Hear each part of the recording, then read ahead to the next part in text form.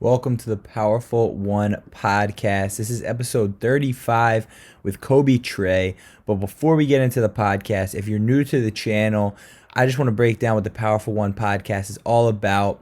This platform is about people who have divided themselves from conformity, divided themselves from the norm, gone against the grain, and created their own version of success in their life, following their passion, following their purpose, and following their power, and being powerful in who they are and what they do.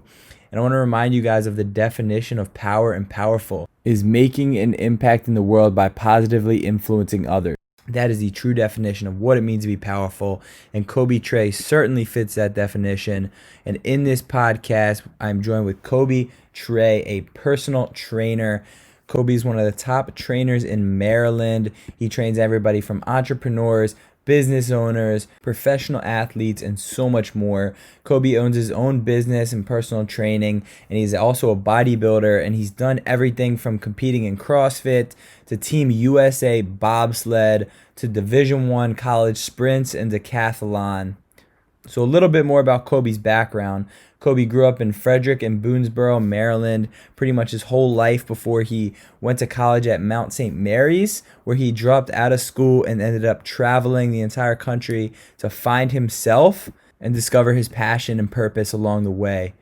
Coby has battled with ADD and depression for as long as he can remember, but he's using his knowledge and passion for fitness to help not only himself, but everyone who he works with.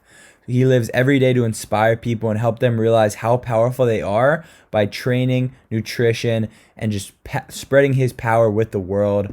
I'm so excited for this episode and to share this with you guys. In this episode, we talk about Coby's early childhood, some of his early growing up, his background. We talk about him finding his power, finding his purpose in life, some of the trials and tribulations that he goes through to get there. We talk about identity. We talk about breaking your identity and being able to discover your purpose in life. Coby talks about his main life advice for everybody, talks about where he's going with his fitness journey and his training journey and his passion. Super amazing podcast. So excited for you guys to jump in with us. Here it is, episode 35 with Coby Tre. Oh, guys, we are here with Coby Tre. Coby and I met probably a couple months ago now, and at Grind Baltimore, where he's a trainer there, and just became a really good friend, man. We've had some really good conversations, and I was like, man, I'd love to get you on the podcast, share with the listeners, share your story. So thanks for being here, bro. How are you, man? I'm good, man. Thanks for coming. Yeah, man. We're in my house. Yes, awesome. So I think it's pretty cool that you brought your whole gear and your whole setup. You got the table and everything. Yeah. It's really nice, bro. Yeah, man. That's what people say. They're like, it's cool how it's very chill. You can kind of it's remote setup. You bring it anywhere. It's cool being in different people's elements because you feel more comfortable here. You can talk, open up. It's we're in your spot, which is awesome. So it's cool to be able to just bring it remote and not have too much of an intense structure. It keeps it light, what I mean? Man, I'm pretty comfortable, bro. Yeah. I'm just here sipping my coffee. And, I love it. I love it. What's the mug say? So I actually got this in Colorado, which is actually I want to end up there again. So I lived there for 6 years for 6 months. I moved out there. Really, kind of a long story, but I moved out there for a job. And I was a bus driver, actually, for kids at a summer camp. And I don't want to toot my own horn, but I was the coolest bus driver ever. Oh, I believe it. I would blast Beastie Boys, and they're like, "Who is this?" And I'm like, "No sleep till." But it was definitely a special time in my life. And I went back because one of my buddies during COVID, I helped him move out there. Me and another friend. Moved our buddy Dom out to Colorado because he moved out there for a job during COVID. And while I was out there, I got some small stuff, got a state flag, just because Colorado holds a special place in my heart. Because I was 23 when I was out there, and that was a huge thing for me because I hadn't even been outside of my state in Maryland. I went to Delaware and other shit that. Right. I moved completely across country. It was don't know anybody there. Let's just do it. Dude, I love that, man. We're going to get into that more because I think, I remember when you were describing that originally, it was, a very pivotal, like you said, a pivotal moment for you. Bro. And I know the same for me. It's funny how even traveling like in the country, even like especially when it's like East Coast to West Coast or to like the Midwest, can have such like a profound impact on you, just like in general. Yeah. So yeah, we'll get into that for sure, man. I want to hear more about it. But let's start, man. Like Coby Tre, like younger you posted a funny picture recently of like you in high school versus the way you look now. Yeah. Even like looks wise, man, just completely different. Obviously, like a lot of people, but take me back to like young Coby, and I like to always start with people's past because you can learn so much. Everything everything that we are comes from our past programming and stuff, and just being able to adapt and break that, and also just tap into that. So like, who was Coby Tre at a young age, man? Young Coby Tre, he was kind of a geek, bro. He was kind of a little scrawny white boy. Yeah. So like my mom was pretty much like a single mom, raising me with my grandmother, call her Mamaw. Shout out to Mamaw. Shout out Mamaw.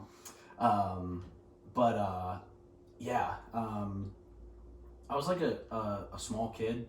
I had a fascination. It's funny, like I was just asked this question 2 days ago.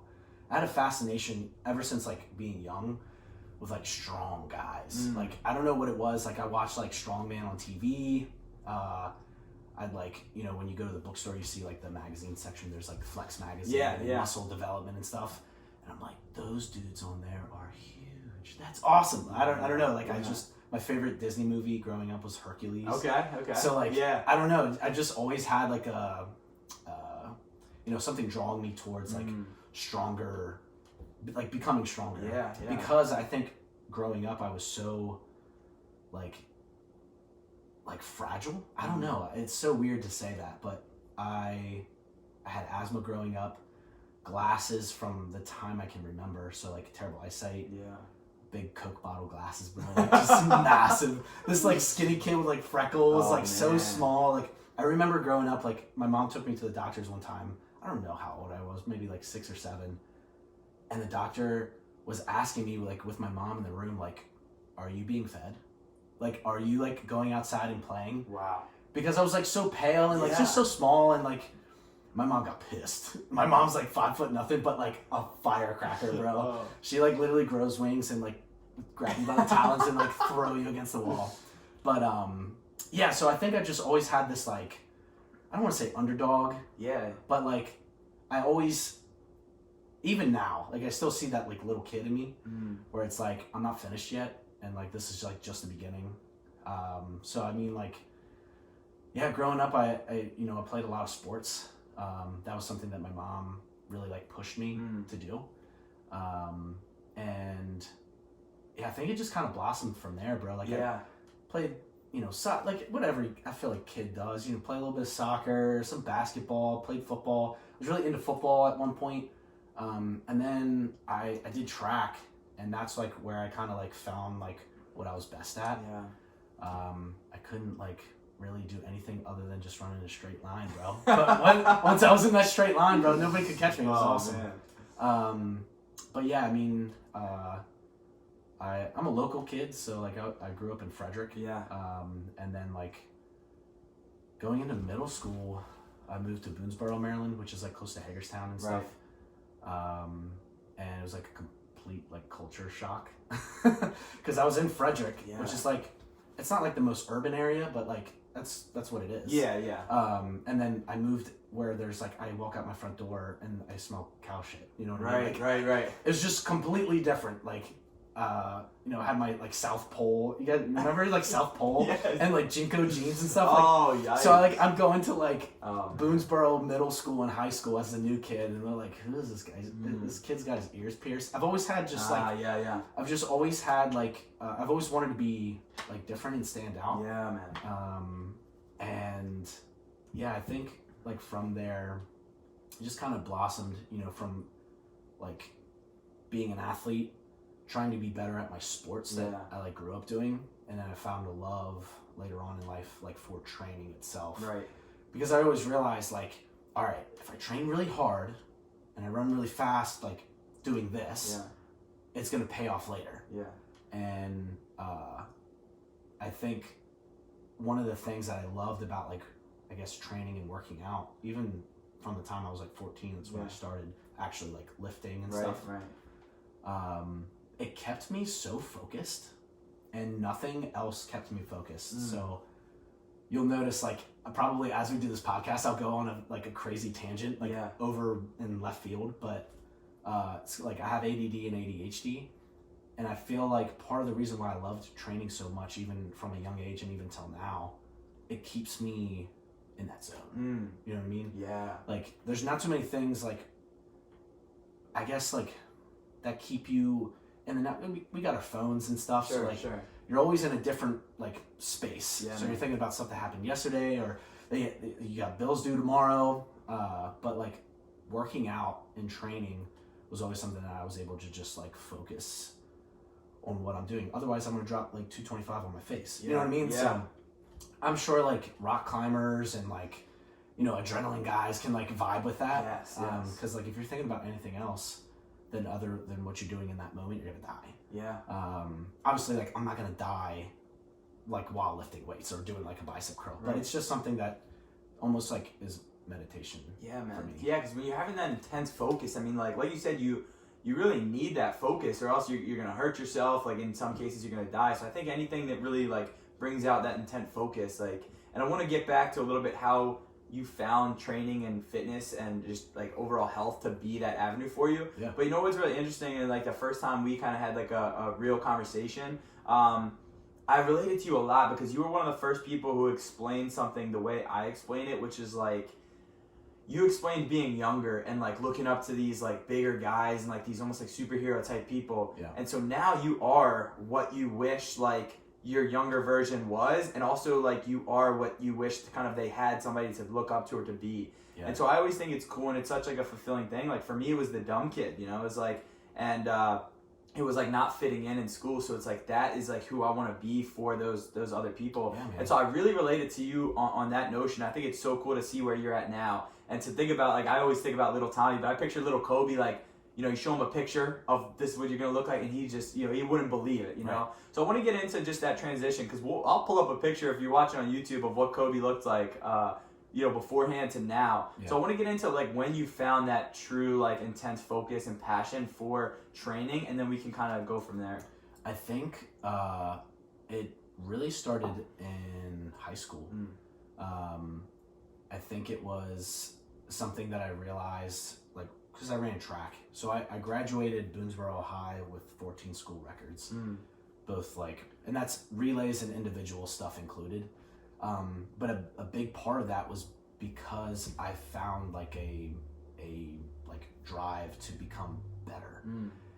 And I was, like, the same way. I think that's why we vibe so well. Was, like, as a kid, I, like, always, like, didn't think that I was, like, the smartest guy, but at least I was, like, athletically gifted. Absolutely. And I kind of put myself in this box, and it wasn't until later that I, like, was like, no, I'm actually, like, an intelligent dude. But like, even, like, but back then, like, part of the, you know, the passion that I had towards, like, training, I think it derived from track. So like, track is, if anybody, like, track and field, so like 100, 200, 400, that type of stuff. It's very individual. You know, it's just you and other people that you're racing against. And if you don't, you know, if you don't win, or if you don't have a certain time, like, you can't look at anybody else other than yourself. So it became a very, like, I became very self-disciplined with, like, my training. Like, I remember being a kid and in high school and being, like, you know, freshman and sophomore, being on the varsity team and having seniors that some were, like, very accepting of me, and then others that were like, it's high school, bro. That were like, oh, like teacher's pet, and they called me Golden Boy, actually. So, like, Golden Boy, I don't know, it's so stupid, but you know how kids are, they're so mean. So, like, Golden Boy came from, like, so I went to nationals my sophomore year in high school for the 400 meters indoor. That was held in Boston. And I think because I was doing so well, there was, like, older kids that were on my same team that would, like, make fun of me because I was, like, doing the workouts. And, like, I would stay, so I would, like, do the track workouts, and then I would stay a little bit longer and get some extra work. Not because anybody told me to, but it was because, like, I liked it, Yeah. and then I was like, I want to be better. Like, I don't know, I just had this like drive to like, I always felt like there was like a greatness inside of me. Yeah. And bringing it back to Hercules, there's that song, I Can Go the Distance. Bro, that song, but anyways, like, I just always felt like there was like always something a little bit more for me.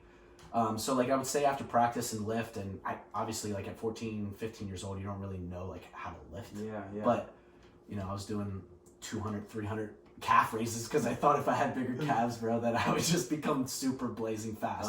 But it was like stuff like that. Yeah. Like, I think that like really triggered it for me. And yeah, like I had kids like making fun of me because I would do the workouts and then do extra stuff. They'd call me Golden Boy and say like I was like getting golden showers from my coaches because I was just like the teacher's pet. But I was like I'm just trying to get better. Yeah, I have a really interesting point on that. I hate to like cut you off, No, you're cool. But it's so interesting, you know, when I think about how much, that's why I'm super careful. Like, I'm fortunate enough to spend a lot of time around kids and, like, be, like, kind of mentors or leaders for kids or teachers. But awesome. I'm so careful with, like, the way I interact with them. Because you think about, like, how malleable they are and how much sticks with them. And you don't know what's going to stick. Like, think about how much stuff you remember. It's irrelevant stuff. Right. So, but it's interesting when you say that, the way I think about it. Because I've had conversations like this with other people.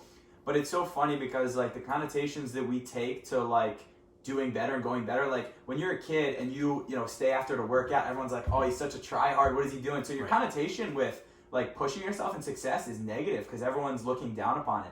And then on the like converse, it's like your connotation with failure, which should be good, is really bad because like schools are, if you get an F, you get in trouble. If you're at home and you do something bad, you get in trouble. So it's this weird backwards paradox of like, you know, when you're in school and you're trying to put in that extra work, you're looked down upon. And then meanwhile, when you're failing, you're looked down upon. So to be able to break those cycles. Either way, you're looked at as like you're doing something wrong. Right. It's a really interesting paradox that's so backwards, you know? It's really dumb. Like, really, you never really think about it until you're like older. Yeah. On like the way that like, you know, if like you said, like if you brought home a bad report card, like, oh shit, like it's about to go down. Yeah.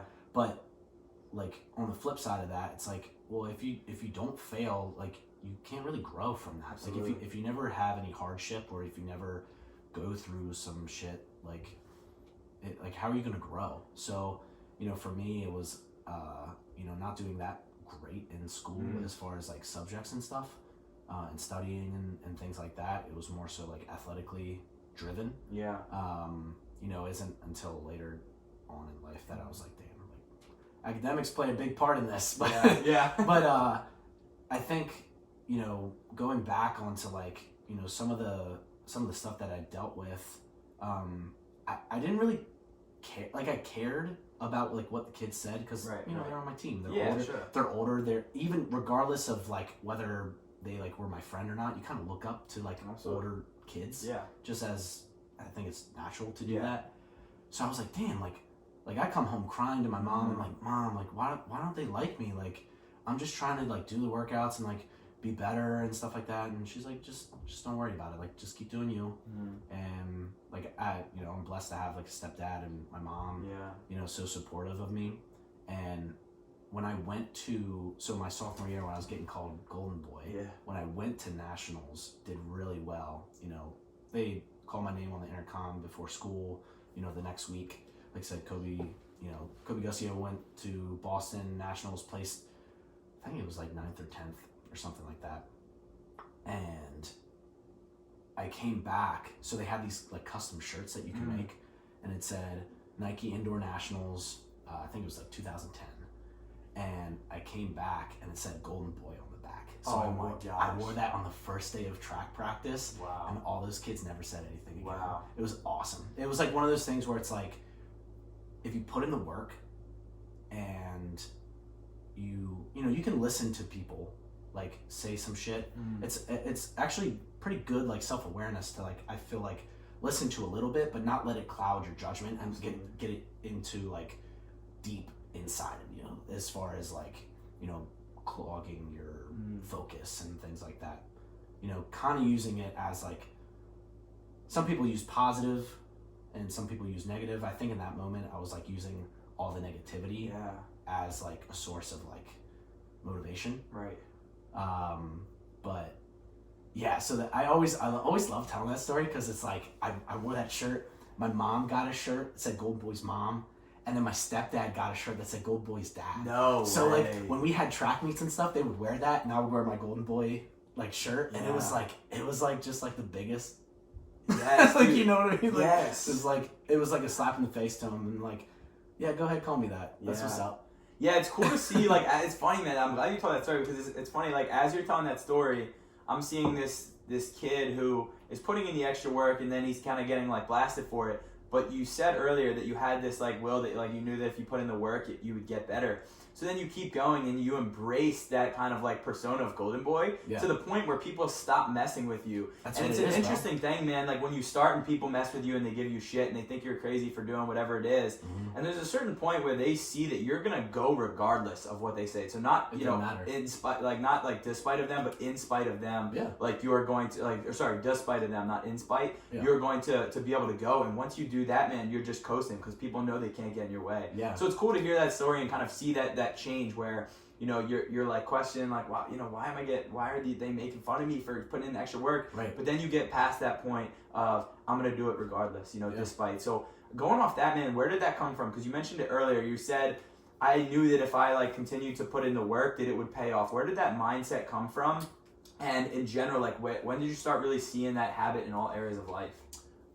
To be honest, I'm not sure exactly on like a pivotal moment if anything happened. Yeah. The only time that I can really think is like, in middle school, I played football, and for the first like 2 years, like 6th and 7th grade, I was the fastest kid on the team.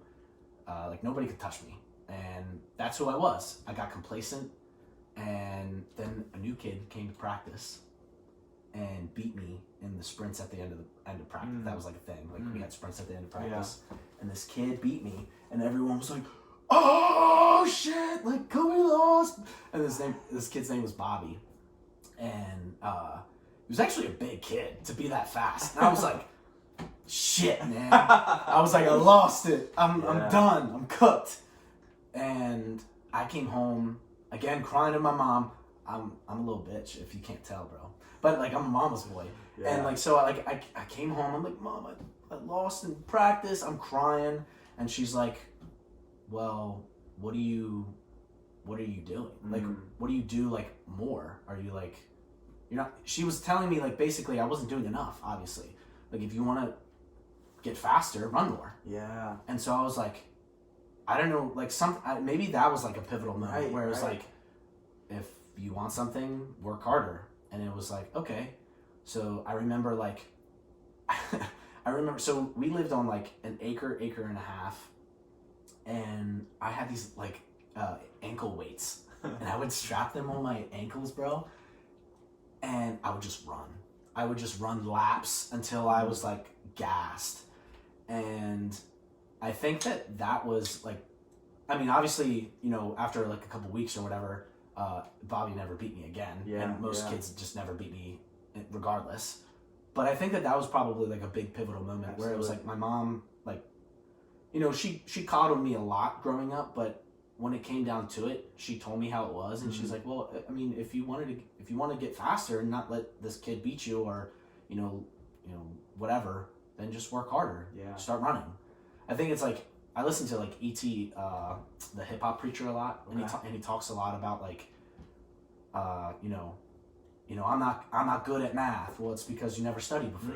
Or I'm not good at writing. Well, it's because you've never really sat down and written anything before. So like I think, you know, going back to that, you know, my mom was like, well, you're not fast enough, so why don't you run more? Yeah. So it was like that same concept. I think that was like probably a pretty pivotal point in that, like, work hard and you'll reap the benefit. Yeah, man. No, it sounds like that was a pivotal moment. It even sounds like you, like, we're telling that story and then you're like, oh yeah, it seems like that was like a pivotal moment. So it's cool to kind of like break through and find that. So let's go a little bit past that. So when you go to college, you go into Mount St. Mary's, ran track there, and correct me if I'm wrong on any of these bullet points, but so, and I know you're like, part of that process was interesting. So I want you to get into a little bit of what your college experience was like. Because we definitely have a similar journey in our college. Man. Experience. So like I graduated college. I had, this. I graduated high school actually. Like most athletic, what is that called? Not electorals. Superlative. Superlative. Yeah, that's the yeah, word. Yeah. I was most athletic, and I felt like I had this like pressure because coming out of high school, I had like 14 school records. Most athletic. I felt this pressure that I had to pick a school. Yeah. And I went on like a couple visits. So I like went to the Naval Academy, did like an overnight there. Was really close to going there, but because I had a really bad case of senioritis, I didn't pass like their like requirements like academically, even for the NAPS program, which was like the Naval Academy Preparatory School. Yeah, wow. Which is like a pre-plebe year, which is like pre-freshman year to kind of help kids that are like, they still want to go there, but they still need to get their grades up. And I had looked at a couple other colleges, and for whatever reason, man, I just felt like I couldn't go to community college. I don't know what it was. I just felt like I could not do that because I was this track star, out of this small town. Like I was supposed to like go to a D1 program, and that's like the way it was supposed to be. Yeah. And so when I realized I wasn't going to go to the Naval Academy, I was really close to actually going to Syracuse. And like long story short, the like FAFSA paperwork, my dad wouldn't sign. So like it was really weird. So like it wasn't my choice that I didn't go to Syracuse.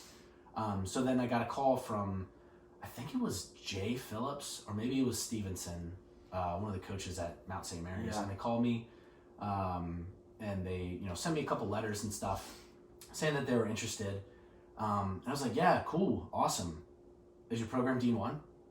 And like, that was like the only thing that was on my mind. Yeah. I was like, and it's so, looking back on it, 17, 18 years old, you don't really know what the hell that you're going to do.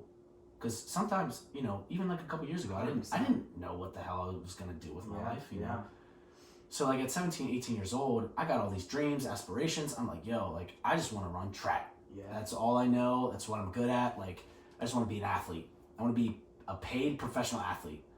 So once I found out that they were like D1, I was like, cool, let's do it. They gave me a pretty good scholarship, covered most of the tuition and stuff.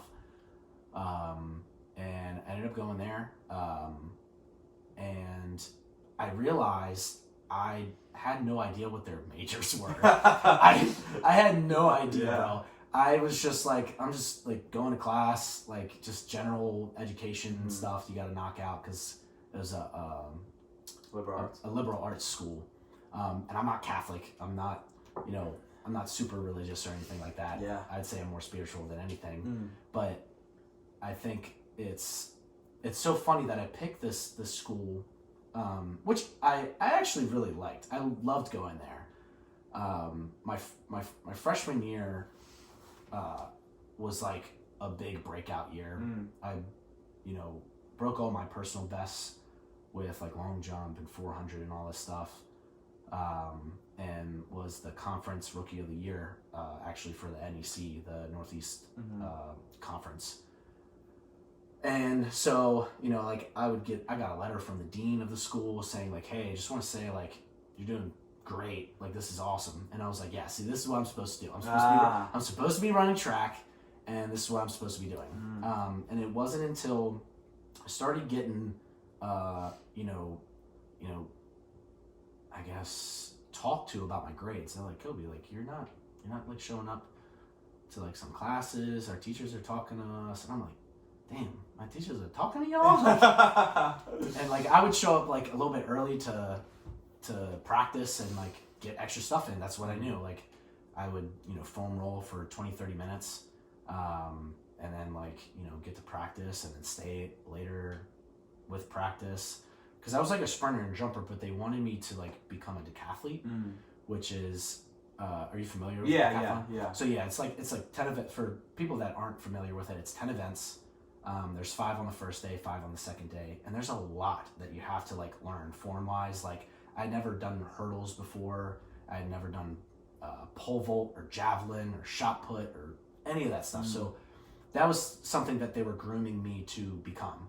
So I was like an athlete and sprinter, but you know, I was being groomed to be a decathlete. Yeah. And so I realized, like, as I got further along, like freshman year, sophomore year, junior year, I was like, man, my grades are like shitty.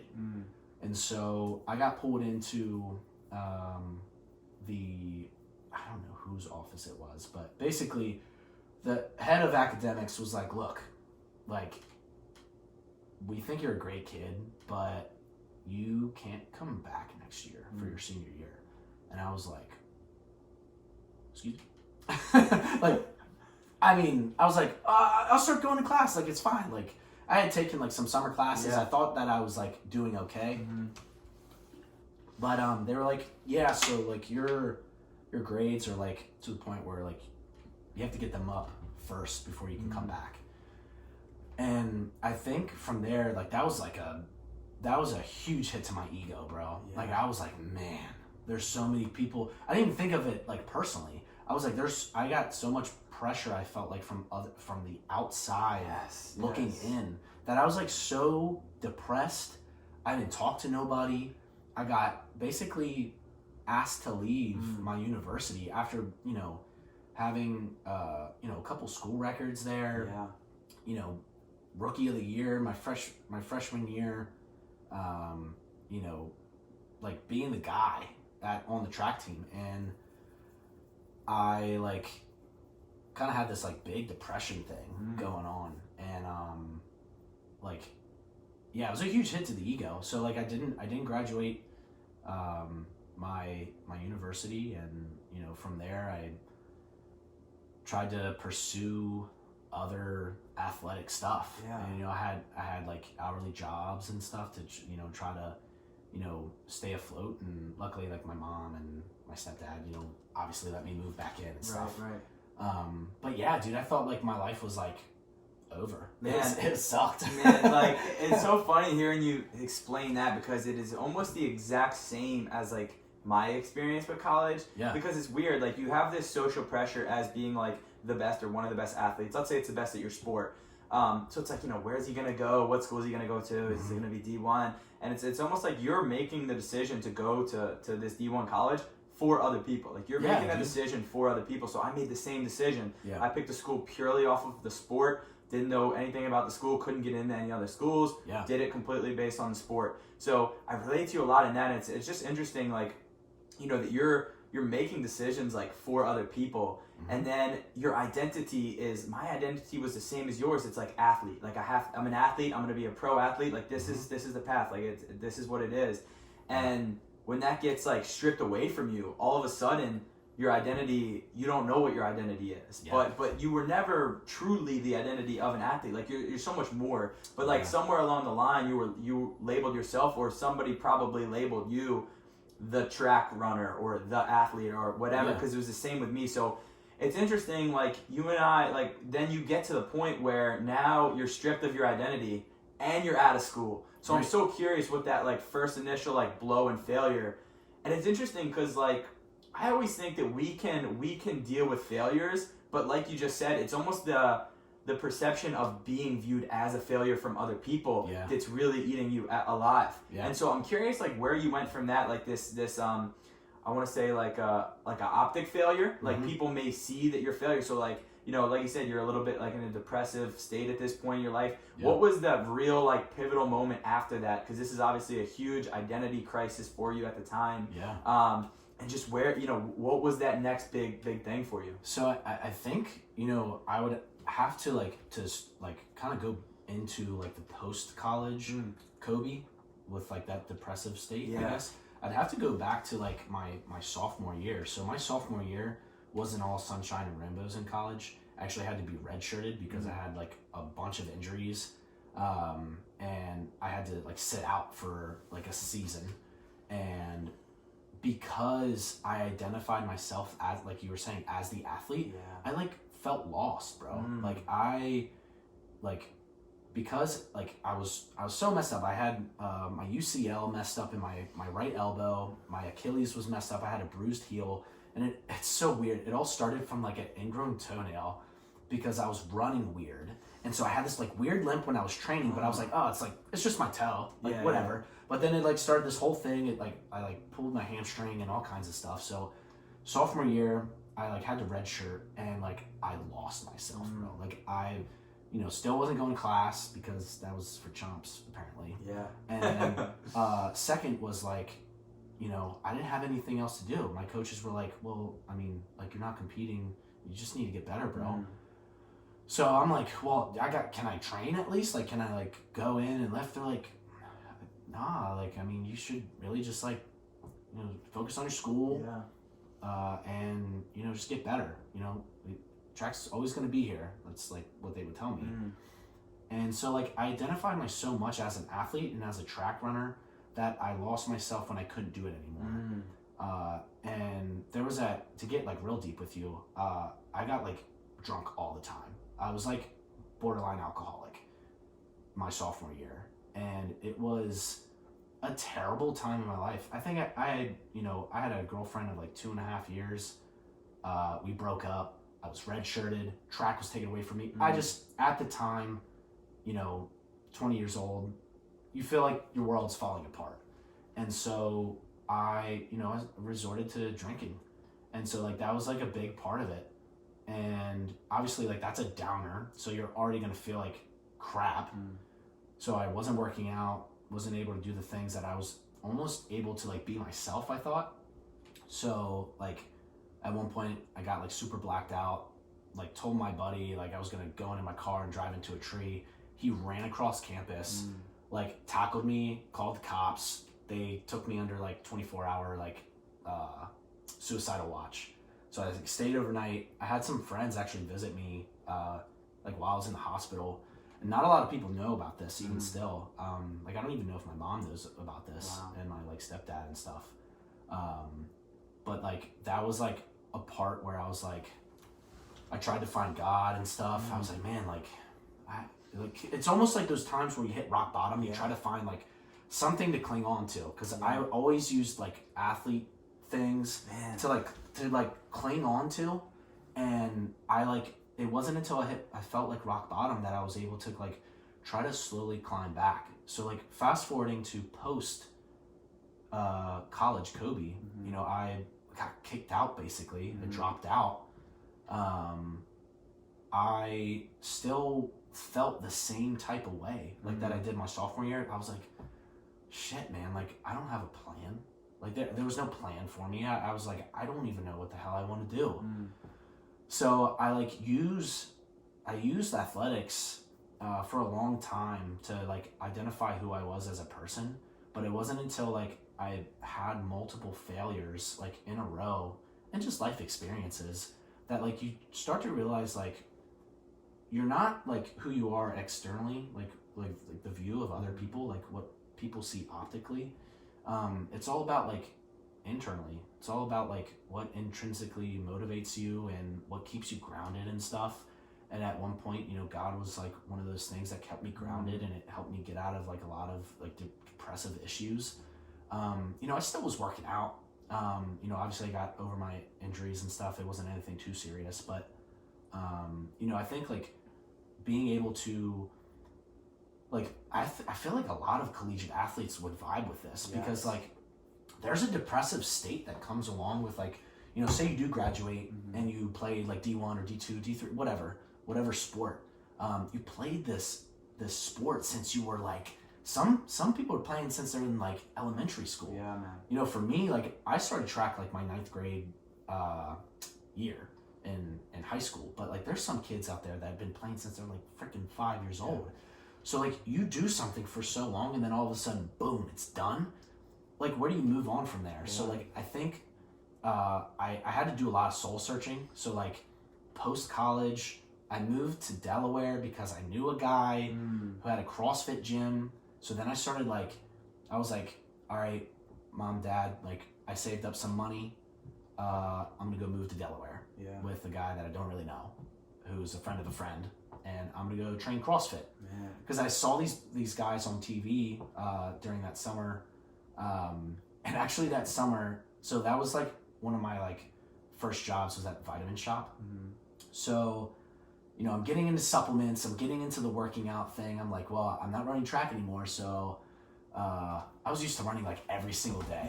So that summer, like, how long summer? Like 3 months? Like in a span of like 3 months, I like went from like, I was like 160 in college, and in 3 months of just like lifting and not like running anymore, I was like 185 pounds. Wow. So like I put on like a ton of weight, I got super strong, and I was going for CrossFit. Yeah. So that was like something that I ended up like trying to do. Yeah, man. There's so much. I mean, first of all, that was just an incredibly powerful story. I appreciate you sharing and opening up about that. I mean, there's so much to like unpack with that, and like I got the chills just thinking about as you're telling the story, man. But it is so crazy, and I think a lot of people, at least I know that I grew up with, and a lot of athletes can definitely relate, because, like you said, man, for so long your identity is this thing, and that's the problem with identity, man. Is like people think like your identity is your purpose, but the problem is if you're identifying as an athlete. If that athlete ends, man, it's not your purpose, because your purpose never ends. So it's like, you know, something can't be like your purpose, your reason for being, like who you are on that journey, if it's gonna end, because once it ends, man, you just spiral into that downward cycle. And I think that's the hard thing, man, is like, you know, when these people are like I'm an athlete, whether it's a lacrosse player, you know, track star, whatever, and that gets cut off and real life happens, you're left with this void that, like, how do you fill it if you don't have like true like fulfillment and purpose? And so, you know, like it's sad though, because, you know, for you, and I was talking to a friend last night, but it's the same thing. Like you essentially like lose this hope, because your hope was to be a professional athlete, and when you don't see that vision anymore, you lose hope. And so really, if there's no hope in your life, there's nothing to live for. And so at that point, it's like that either is going to make or break you, man. It's either going to kill you physically and emotionally, or it's gonna like be a catalyst for some change. And so we'll get into that, what that change was, man. But it's just so crazy, because, you know, that change that now you know, evolved into who I'm looking at today from that pivotal moment could have been your death, quite literally. And so it's a scary thing, man, for people who do go through that identity crisis and lose hope. And I've found the same with you, man. Like to me, you know, faith is like a deeper rooted hope. Like faith is the next level up from hope. So if you have like that spiritual faith, you can tap into something a little deeper when that kind of identity goes away. So it's just a really interesting conversation, man, and I'm glad you brought that up, and I think a lot of people will be able to relate. Thanks, man. Yeah, man, for real. So like, what was that like, going off, you know, you're finding CrossFit, so now like this identity crisis, like this identity shift is gone, so now you got to find like essentially a new identity and a new purpose. So, you know, going off the CrossFit stuff, what was that real like catalyst for you, and how did you, you know, find that, man? Yeah, so I mean, you know, I didn't know the first thing about CrossFit. I just knew that these guys were like just in really great shape, and I was like, I'm in great shape. You know, like I ran all these times in track, like my athlete background, like I can do this. And I got to like the CrossFit gym, and like it was so hard, bro. It was so hard. We had like, so my coaches at the time were Ian Harden and Derek Batman. They own Hardback CrossFit. Ian ended up parting ways, but Ian was like my direct like programmer and stuff. And man, the shit that I had to do with him was absurd. So I thought I worked hard before, but he kind of like taught me how to like work really hard. So with CrossFit, like, I don't know if you guys know, it's changed over the years, but that was in like 2014. So 2014, 2015. So like you had the Open, which was like all individual. And then from there, you could like compete as teams and stuff, and you could, you know, potentially go to regionals. So that's what the goal was. I was one of 2 other guys on a CrossFit regional team, along with 3 other girls. So 3 guys, 3 girls. And so like, I'm a new guy. Like I have this identity crisis. I don't know what the hell I'm supposed to do. I was like, I'm just here to work. And so, you know, initially getting used to those CrossFit workouts, I sucked, dude. You know, I think I still suck at CrossFit. Like, there were certain things where like I was better at. Like I had a little bit of a background from track, like doing Olympic lifts, like cleans, snatches and jerks and things like that. So, you know, I think those ones I kind of excelled, but like my endurance and mental game was like so weak. So like doing like those longer, like, like 4 to 8 minute workouts, I just like sucked. So meanwhile, I'm trying to find out who I am. I'm in this new place. I'm doing this new thing. And so like that's what my identity was at the time. So like I feel like at every stage that I went through, like there was always something that I was like clinging on to that wasn't like internal. Like looking back on it, even just talking to you right now, I'm like thinking about it. I'm like, damn, there was always just something that I was like, oh, this is my goal. This is what I'm attached to now. This is who I am. Boom. And I think that's like good to a certain degree, but I think because I'm a passionate guy, but I think it's like a catch-22. Absolutely. Because I pushed like a lot of people out of my life. I moved to this new place. I didn't hardly talk to like my mom or anything. Like it was just like I was on a one-track mind. I was like, I want to go to CrossFit Regionals and I want to go to the games. We ended up not doing it or not like getting it. Our team didn't qualify, and then that's when I got that like random call to go to Colorado. So I trained under Ian in hardback CrossFit for about a year, and when I didn't make it, I was like, maybe this is not for me. So then I had like more like soul searching. Yes, man. Yes. More soul searching, because at this time I'm like 22, 23, still young and still trying to find out who I am. So then I like applied online because I had a buddy who had a friend who told me about this camp in Colorado. And so I was like, all right, cool. Like, what's the job? And they're like, well, they're looking for like a transportation crew. And I was like, what's that? Like, what do you mean transportation crew? I'm like, well, I'm not really sure, but here's the link. So I'm like, all right, whatever. It's late at night.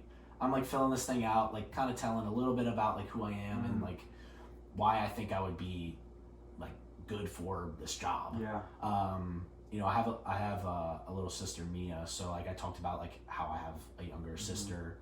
She's 14 now, but like how I help take care of her and like all this stuff. I feel like I'm pretty good with kids.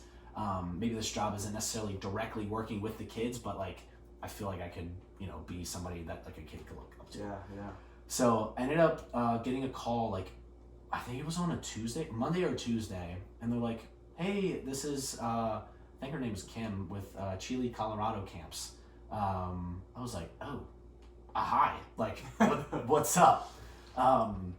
And she was like, so we got your application and we're looking for people. Could you be here Thursday?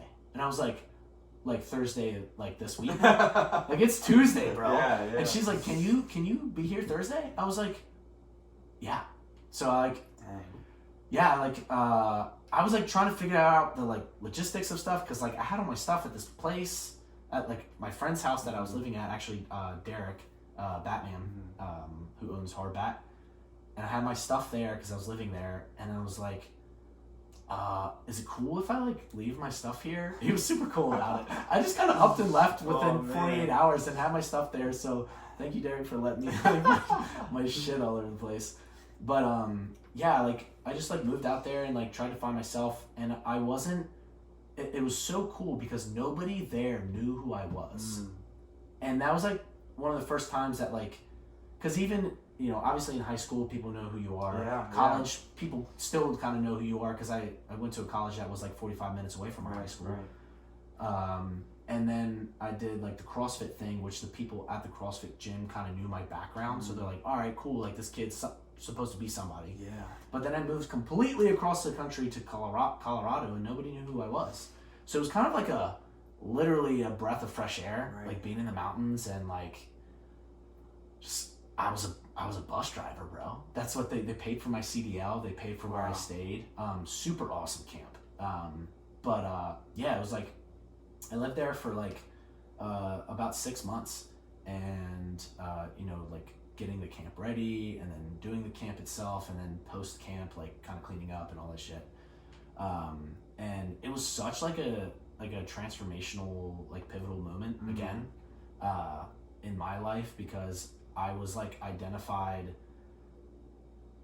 like not as I was Coby. Yeah. Like, I was just Coby. I like that. I wasn't like anybody else other than myself, and I kind of became like I kind of found myself that year, and it was kind of like it was in Colorado, these mountains, and it was a very big moment because like so it's funny, like I'll kind of go off on a little story about the camp. Okay, yeah. So like there was so the camp itself was like they had all these like, you know, cabins and stuff, and I remember, you know, just kind of like walking around, like, you know, we're cleaning up the whole place, and I'm like, what's that building over there?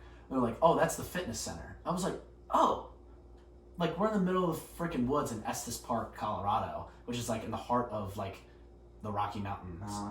And I'm like, I want to see it.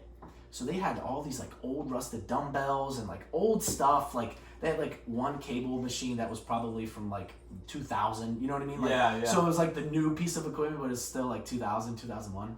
But like the like almost like nostalgic, because there was like dust everywhere. Nobody had been in there. It was a summer camp for kids, and like nobody was actually going in there.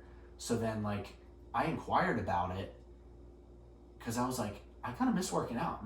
So I had taken a long break, obviously, you know, training for CrossFit for a whole year, because I was training like at least twice a day for like 6-7 days a week. It was like brutal. Wow. The amount of volume that we were doing. And if anybody trains for CrossFit, like games style stuff, they can kind of vibe with that. Right. But so I had taken a long break from training, and then I found this fitness center. I'm inquiring about it. I'm starting to clean up stuff. Like I'm starting to like wipe it down. I'm starting to use it. And then people are starting to see me just go, like I start my day, I go to the gym and then eat breakfast, or like vice versa. And they're like, where are you going? I'm like, there's a fitness center up here. And so like I'm starting to go to this fitness center, and then like they're like, hey, I want to come work out. Like other like counselors of the place. And so like people are starting to see this, and then like I'm like, I don't know what we were doing. The head of the camp basically was like, so Coby, you're going to the fitness center a lot, I see. And I was like, yeah, like, yes, sir. You know, this is something that I like to do. I've been trying to clean it up and stuff. He's like, well, let's get it like really cleaned up. So like he got I guess like a wood polisher, because like for the floors and stuff, they were wood, but they were like gross. So like we got like a whole host of people to clean up the fitness center, and he was like, Coby, like you're in charge of it. And I was like, oh, all right. He's like, you're the gym guy. I was like, cool. So like I was still Coby, but like it was something that like I was identified outside of like being like the athlete. It was like I'm like working out with people. I'm like, I wasn't necessarily training them. I did a little bit of training when I did the CrossFit thing, like had like one-on-one training, and I coached some classes there too, being an athlete. Right. But like I was never seen as like a trainer. But like there I started to kind of see myself as like a fitness guy. And so that's like kind of like where it like blossomed into like I want to be a trainer, I think. Man. Yeah, it was definitely like super cool. That's a cool thing, man. Like I again, like I relate to you, bro, just in a certain way, because like a pivotal moment for me was a very big move where I didn't know anybody in the area. Yeah. You know, got out of a relationship, changed my name, like started a new Instagram, like everything, bro. That's but awesome. It was the same thing, man. It was almost like it's a clean slate. Like I can just be Tommy. Yeah. Like I don't have to be like this person who like people are labeling me. I'm this. Like I'm the athlete. I'm the lacrosse player. I'm the college dropout. It's like now I can literally. I felt like for the first time I could just be Tommy. Yeah. So literally I resonated with that so much when you said like you felt like for the first time that you were Coby. Yeah. And now it was almost like, because I look at that as chapter 2 of the way I kind of describe my life. So it almost seems like you got this like fresh chapter, this fresh slate. Yeah. Which really, like when you think about it, you can achieve any time. But it took like this move for you to kind of realize that like you didn't have to identify as something. You could just be Coby and essentially restart. And that's exactly what happened. Like I just started like doing what I wanted to do. Like obviously I had a job to do, so like I was driving kids on like these like early hikes and like mountain or whitewater rafting trips and stuff. And it was so cool because I was able to do all that. Yeah. Which like coming from Maryland, not really like Maryland, Delaware area, like I hadn't really traveled. So like being able to then like go across country, try all this new shit, and like be kind of just doing whatever like Coby wanted to do. I kind of like found myself, and it was so cool to kind of just like find some of my passions. And I kind of found a passion in working out because like it was infectious, because I was the only person going there. And then all of a sudden these other people were like, hey, like I want to go, like I've seen you do it. And so like it was kind of something that just I felt like came natural. Right. And it's funny, you know, talking to you because I never really thought of it, but like that's what that's like, you know, I keep on saying pivotal, but it's a pivotal moment. Yeah. You know, and thinking like, damn, like maybe I could do this. Yeah, man. It didn't really come into fruition until like years later after that, but like I feel like that's how everybody's story kind of evolves. It's just something that like kind of starts, you know, you do it with your friends and you know, kind of resonates with them and they start talking about it and then you're like, oh shit, like this could be something. Yeah. So man. yeah, it was definitely super cool. And like after Colorado, I met some awesome people there. People all over the world actually like were counselors at this camp. So like I met one of my who's actually a good buddy of mine now, Garrett Tucker. He's from South Dakota. I had never met anybody from South Dakota. I'm like, what the hell is in South Dakota, bro? Yeah. And so he's a character, bro. He's super funny. Like 6'8". Like he's a basketball player. And I'm like, wait, that dude is freaking huge. So like just because he was like this massive person, I was like, I gotta talk to this guy. And he's actually like not a bad guy. So like we ended up like vibing really well the whole summer, became really good friends. And we actually instead of me just flying back to Maryland, he was like, hey dude, like he's like I go to school in Florida. And he was like, I was gonna drive back. So like, do you wanna drive cross country to Florida with me? And I was like, yeah, let's do it, dude. So we took like a 9-day trip and we just couch surfed all over the US. Crazy. And like landed in Palm Beach Atlantic PBA, where he played basketball and went to school. And so like I stayed there in West Palm Beach. Like after we traveled, I mean, we went to Wyoming, we went to the Dakotas, we went to Minnesota, we saw a Twins game. Like there were so many things. Like that summer, that year of my life was such a big thing. And I definitely encourage anybody that like has, you know, these aspirations to like do things that just seem so totally out of your normal box. Yes. Like to just do it. Because like the worst thing that can happen, like if I didn't take that, when that girl called me and I said, oh, damn, Thursday, I really can't. I have a shift on Friday. Like, sorry. Yeah. Like, you're going to be able to work the rest of your life. Like, 100%. you know, like, it's only going to get harder the more you delay it. So, like, just do it.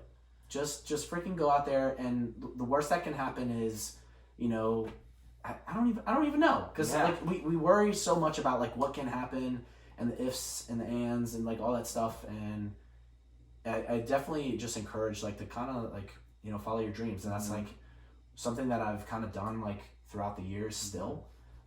Because going back to, like, your first, like, our first topic, like, seeing your younger self, seeing little Coby.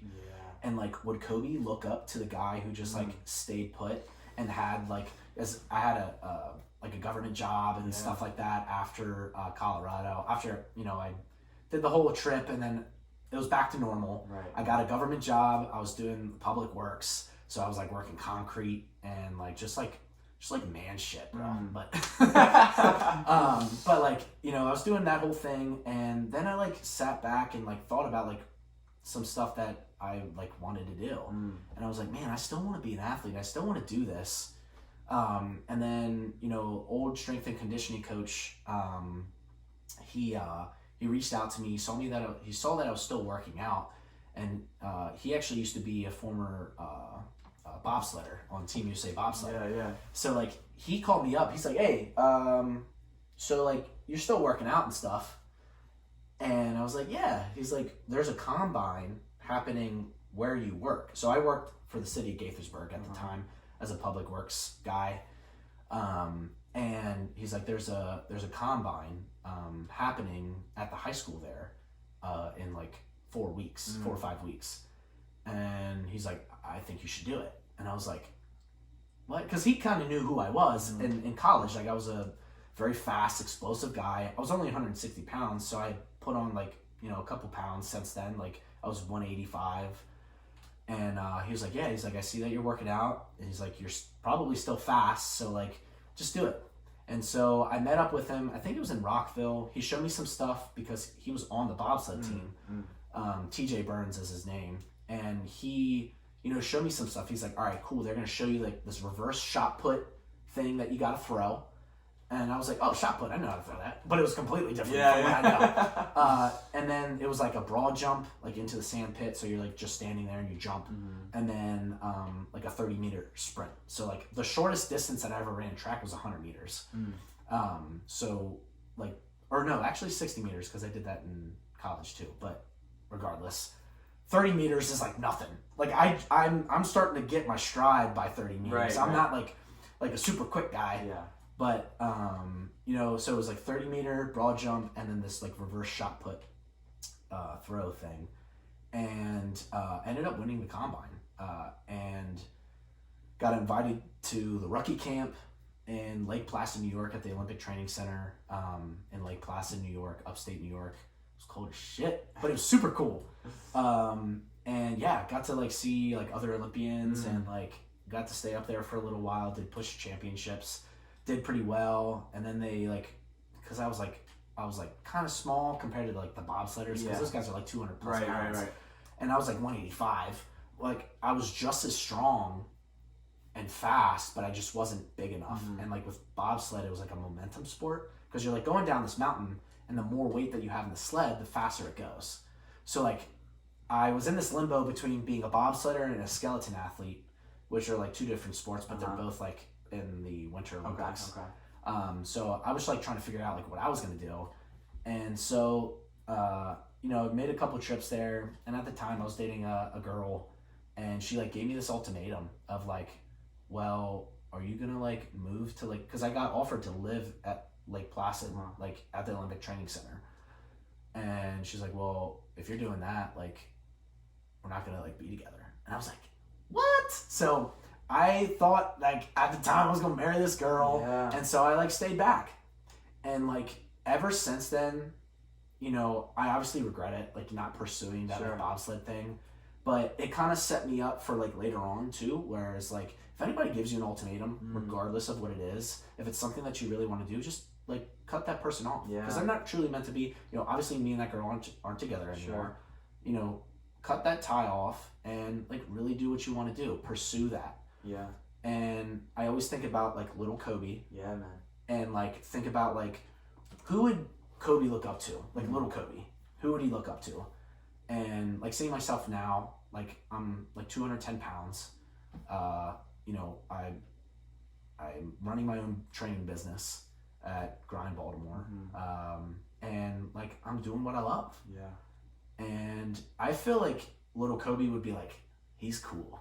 Like he's pretty cool guy. Yeah. So like that's something that like I always go back to, and I think that that's something that we've talked about before. Yeah, man. Yeah, I've never related.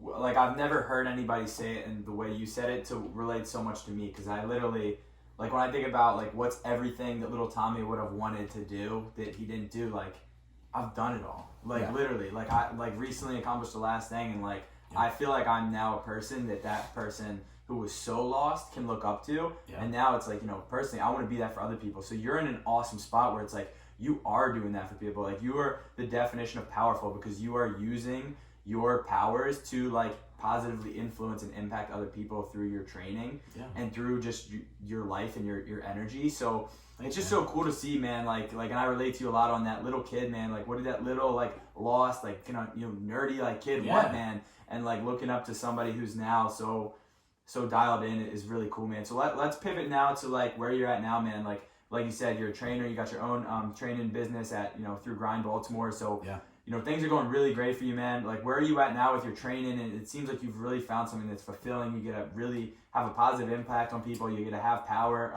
You know, so it's awesome. It's definitely super cool. So like obviously, you know, for anybody who's listening and like you kind of know a little bit about my background. So like being that like small little kid who had all these insecurities and getting made fun of for working hard and stuff, like I use that when I train people. So like being able to like vibe with you know, people that are as secure with themselves, you know, maybe they're overweight, or maybe they don't have as much muscle as they want to, or like, you know, it could be as simple as like they don't feel comfortable taking off their shirt off, like their shirt off at the pool.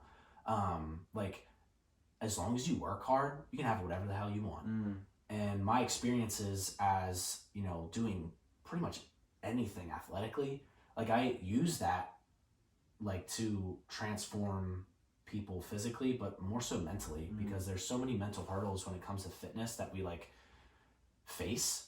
And I feel as though, like, I guess what you said, like one of my powers is like, I genuinely love helping people. And I think that that's like my sole purpose. Like, I feel as though like one of my superpowers is I can be empathetic to anybody. I feel like I can put myself in somebody's shoes because I feel like I've been through a lot.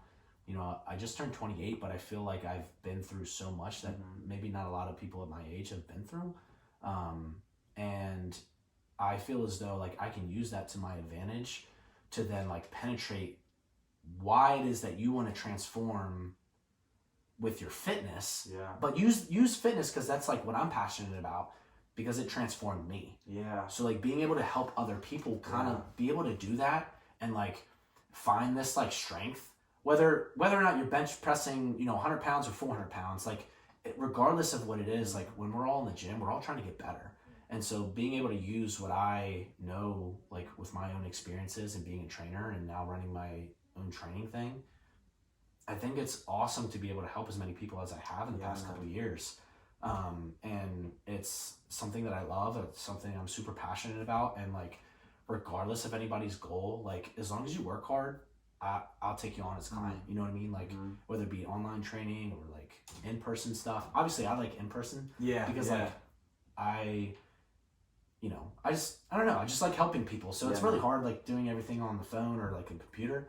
But like doing stuff in person is just so awesome. And I feel like, you know, I kind of found my purpose through all the stuff that I've been through to then be able to, you know, kind of put it into like, I guess a monetary thing. You know what I mean? Like, because we all gotta pay bills, bro. Exactly. But being able to do it and find what I love, and it's been a blessing, man. It's been awesome. It's incredible, man. It reminds me of like, there's this interesting thing that people say, but it's like your interest is like, you know, an infant, and then like your passion is like this kind of like pubescent teenager, and then when you get into like purpose and like what you're truly meant for, like that's like when you start becoming like an adult, and just in terms of progression, and like you're at that point now where you're being powerful, like you're using your power, like making a difference on people's lives and in the world by using your purpose, man. And that's just such like a true form of fulfillment. And it even helped me seeing you, because I was questioning, you know, recently, just going through some stuff, and I was like, do I want to get back into training? I used to do a little bit of training. I was like, do I want to get back into training? And you actually helped me so much realize that I didn't want to get back into training, because I saw how much it brought you and how passionate you were about it and purposeful, that I realized that I'm not at that level, so it's not for me, which was cool. So it's like, it actually had the converse effect, like watching how passionate you were about training people and about like what you love made me realize that that wasn't my avenue. You know what I mean? Because I couldn't give that to. So I mean, that's great though. It was to know to you know, be able to like cross it off and be like, hey, well maybe at least not now. It's not something that you want to do. So like you gotta find what your purpose is right now. Exactly, man. And I feel like I'm so much closer. But you know, part of it was meeting you, seeing where you were at with your purpose, and I feel like I'm on a great journey now. But even seeing you with your purpose and your passion was something that influenced me as well. So man, you're being powerful, you're living your power. So like, it's just awesome, man. It's a perfect way to kind of wrap up the podcast. But I always like to do kind of one question, man. Like, you've given a lot of awesome advice, a lot of cool like personal experiences and journeys, but if you could give the listeners just one more piece of value to kind of stick with them at the end of this awesome podcast, man, what would that be? Man, I mean, obviously, like during this whole podcast, you know, I feel as though try to give a little 2 cents about a little bit of this, a little bit of that. But I definitely encourage, you know, whatever it is that you're doing, if you're not making someone else's life better, then you're wasting your time. So like, you know, a lot of the selfish reasons that I was training and working out was just for me. It was only for me. But like, it wasn't until later on, and it could be anything. You could be a landscaper, and it could be something totally different. But as long as you're trying to make a difference in someone else's life, like a positive way, I think that's the way that we should all be living. Especially like in times like this with COVID and like all kinds of like just crazy shit that's going on. Like, if you're not trying to make someone else's life better, then you're wasting your time. So try to find something that like really makes somebody else's life a little bit better. And not just like, paying for someone's coffee. Obviously, that stuff is great. Right. But like on a daily basis, it's like that consistency compounds. Yeah. So just trying to make a positive impact, either physically or mentally, emotionally, anything on somebody, and I think that pays dividends later on in life. Man, I think that's so well said, so beautifully said. And I think that's like the truest fulfillment you can get is like when you're in service for others, like using your power like to make an impact and influence other people positively, and like leaving a lasting impact, man, is such a fulfilling feeling. So that was such a good way to put it, man. Thanks, where can people find you, brother? Online and everything in person? Yeah, so I'm on Instagram most of the time. Coby Tre, CobyTre. I also have a Facebook page. It's Coby Tre Fitness. I have a website, CobyTreFitness.com. But yeah, that's where you can find me, bro. Nice. Guys, go check out Coby. Amazing podcast, dude. I appreciate you being part of this and sharing your power with everybody, man. Thank you, guys. We're out. See you guys. Thank you guys so much for making it to the end. I really appreciate your support, not only for me, not only for Powerful One, but also all the guests on this platform, and just tuning in and being inspired and being powerful, man. So, thank you again if you watched this, and, excited for the future. Excited. It's been a great year for Powerful One. Excited for everything I have coming in the future, everything with the brand, everything with my personal brand, and just everything in general. So just want to thank you guys again, and be sure to, share this if it inspired you, if it felt powerful, if you connected with it, share it with your friends, share the platform. Please go, if you don't mind, go subscribe on YouTube, go write a review on iTunes. All that stuff really means a lot. Thank you guys again, and be sure to stay tuned, because every week we are coming out with a new podcast episode. Stay locked into the page, guys. Thank you. Stay powerful.